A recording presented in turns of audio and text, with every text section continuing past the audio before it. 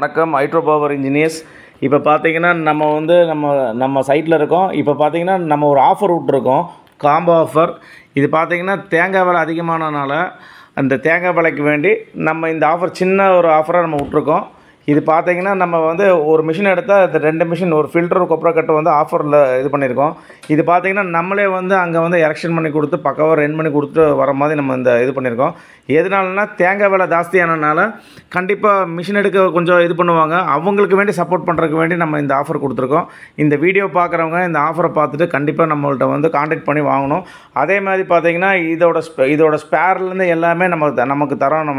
அதேமாதிரி பார்த்தீங்கன்னா இதில் பார்த்தீங்கன்னா நம்ம எஸ்எஸ் பிளேட் போட்டிருக்கோம். இதுமாதிரி பிபி பிளேட்டு மாதிரி மிஷினரிஸில் நம்ம வரும். ரேட்டு வைஸ் வேரியேஷன் வரும் நமக்கு. அதுக்கு தகுந்த மாதிரி நம்ம அந்த ஆஃபரை விட்டுட்ருக்கோம்.